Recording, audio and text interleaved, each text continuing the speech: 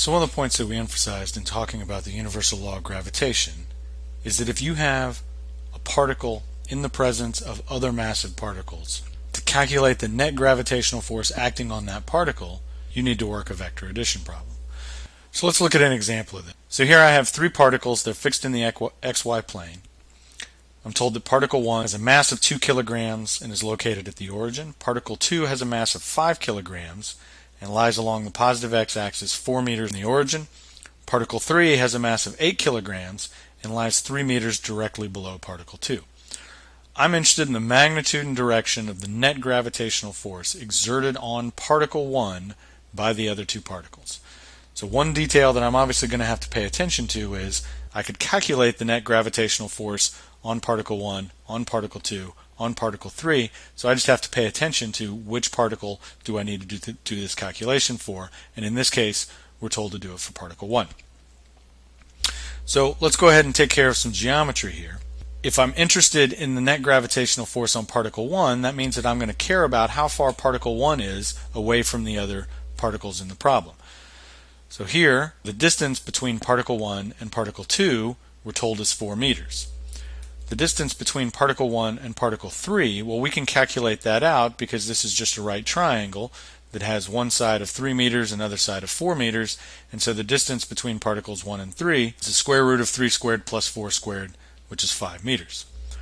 I can also calculate out an angle here, and since I know that the gravitational force between mass 1 and mass 3 is going to lie along this line, it's going to be useful to know this angle. So this angle I can get by using the inverse tangent, opposite side of 3 meters, adjacent side of 4 meters, so the inverse tangent of 3/4 tells me that that angle theta is 36.9. So to start, if I want to calculate the net gravitational force on particle 1, I need to draw the free body diagram for particle 1. And so there's going to be two gravitational interactions here. One is how particle 1 is gravitationally attracted towards particle 2. And so in this case, I know that particle 2 is going to pull particle 1 towards it, which means it's going to pull particle 1 in the positive x direction. For the gravitational force exerted on particle 1 by particle 3, again, I know that's going to lie along the line that connects those two masses, and mass 1 is going to be pulled towards particle 3, just like it was pulled towards particle 2. So here are the two gravitational forces that are going to act on mass 1. Now just to be clear, when we're working a problem like this, we're interested in the gravitational interaction between these particles.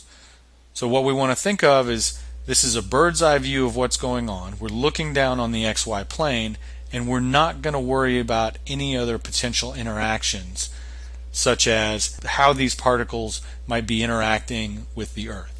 We're going to sort of pretend like this is happening in some region of space where nothing else is going on, and so I only need these two gravitational force vectors. Well, I know I want to break these up into components, so I'll use my coordinate system, the same one that I'm given in the problem. So positive x pointing to the right, positive y pointing up. And so I can set up my table to break those force vectors up into components. For the net gravitational force, again, I don't know anything about magnitude or direction of that force. In fact, that's what I'm being asked to solve for. So I'm going to choose to leave the net gravitational force in terms of its x and y components, so I can simply solve out what those are. For the gravitational force on mass 1 from mass 2, I'm going to choose to label that as F2. And I know that it points in the positive x direction, so its y component will be 0, and all of its magnitudes in positive x. For the gravitational force between mass 1 and mass 3, again, I'm going to choose to label that F3, and it has a positive x component, negative y component, and that force makes an angle of theta with the x-axis, so cosine theta goes with the x, sine theta goes with the y. I can use my two columns here to set up my two component equations. So I know that I'm going to have an x component equation that tells me that the x component of the net gravitational force is equal to the x component from force 2 plus the x component of force 3. Using my column on the left, that's just the x component of the net gravitational force is equal to all of F2 plus F3 cosine theta. My y equation, the y component of the net gravitational force equals the y component of force 2 plus the y component of force 3. And so again, that y component of the net gravitational force is equal to 0 plus the y component of force 3, which happens to be negative F3 sine theta. So I've got my two equations here, and what I recognize is I need to calculate out the magnitudes of these two gravitational forces, F2 and F3. So let me go do that. So to calculate out the magnitude of F2, I know I'm going to use the universal law of gravitation. So this is going to be big G times, well, this was the interaction between mass 1 and mass 2, so I want mass 1 times mass 2 over the distance between mass 1 and 2 squared. Big G is 6.67 times 10 to the negative 11. We were told that mass 1 has a mass of 2 kilograms, mass 2 has a mass of 5 kilograms, and the distance between those two masses was 4 meters. So that gets squared, and I end up with a value of 4.17 times 10 to the negative 11 newtons. Calculate out the magnitude of the gravitational force between mass 1 and mass 3. So what we've labeled force 3 here. That's going to be big G times mass 1 times mass 3 over the distance between particles 1 and 3 squared. So again, big G 6.67 times 10 to the negative 11.